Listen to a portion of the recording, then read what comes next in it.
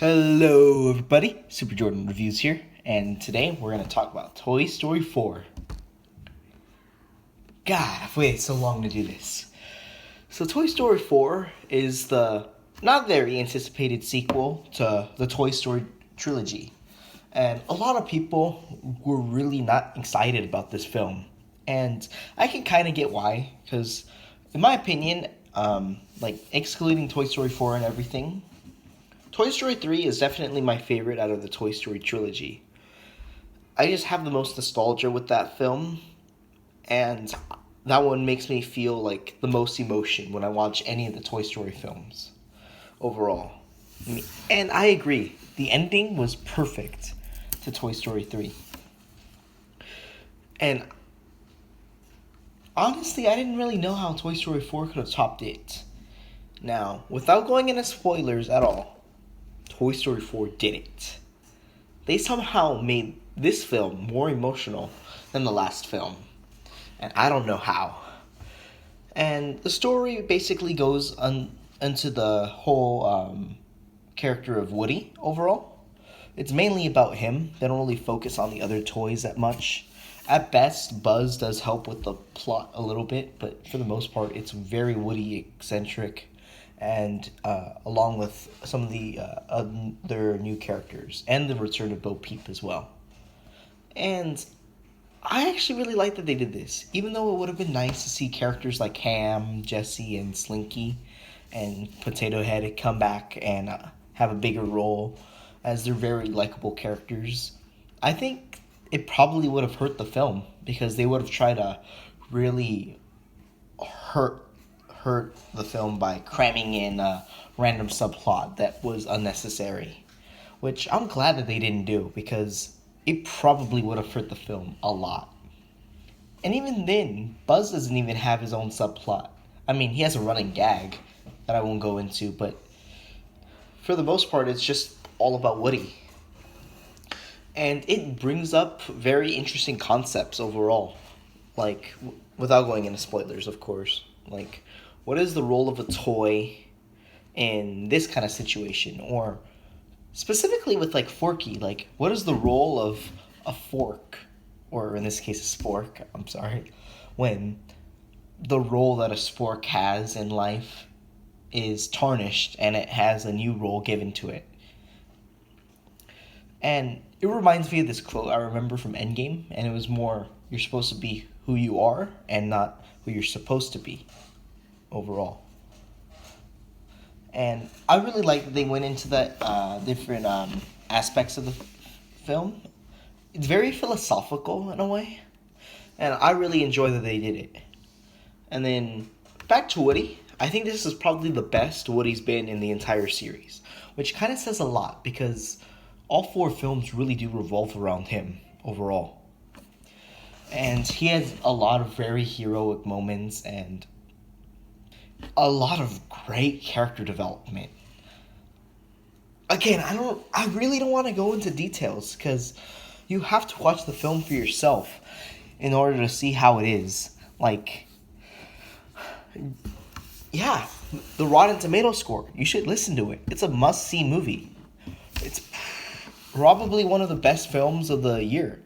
In fact, to be honest, it might be one of my favorite Pixar films of the decade. And we haven't even gotten into the animation of the film. It's just photorealistic in some cases. Like, the rain scene towards the beginning of the film looks absolutely photorealistic. And the backgrounds, they actually make it seem like a toy can fit into specific situations, like the thrift shop that they go into and the carnival that they're at. It's really good. Not to mention, this is probably one of the funnier Pixar movies. Toy Story films. The Toy Story films have always been funny, but never to really this extent, to be honest.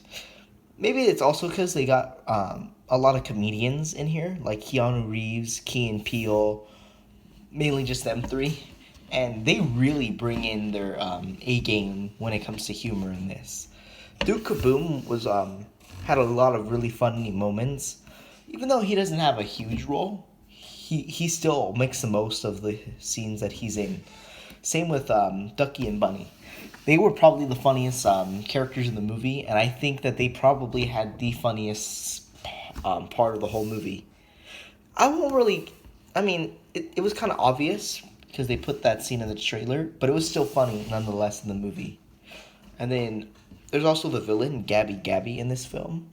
I don't want to go into much because they really go deep into her character and her motivations, which I don't want to go into. But she might have been the most like sympathetic, maybe just Pixar villain in general. Like kind of like a Thanos, I guess I can say, where even though what they're doing is bad, you understand why they're doing it, and in some cases you can see why they think that they're right.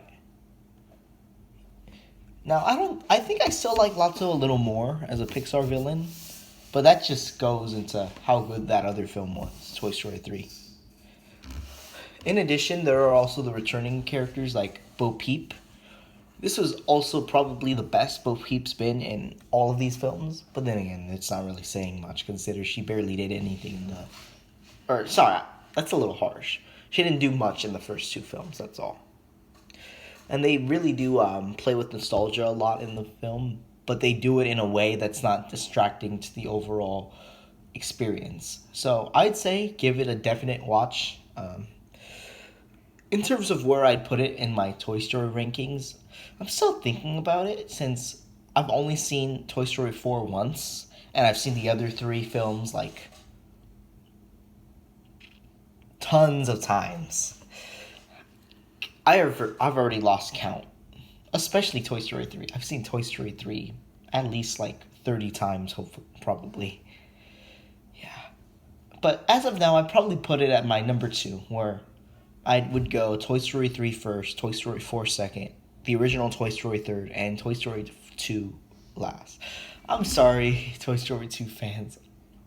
It's just not my... It's still a great film, but it's just not my favorite. And I think I'd give it a 10 out of 10, to be honest.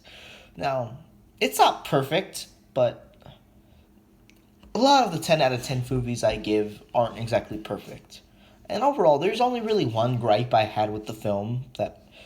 It's kind of a spoilery reason, but I don't think I'll do a spoiler review, but if you guys want to know my gripe, I'll make sure in the comments you don't put spoilers, unless if you put a spoiler and then you put return a bunch of times and then you put whatever the spoiler was.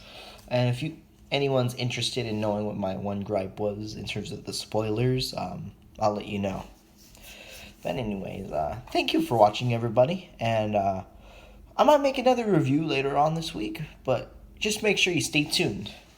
And anyways, see you next time.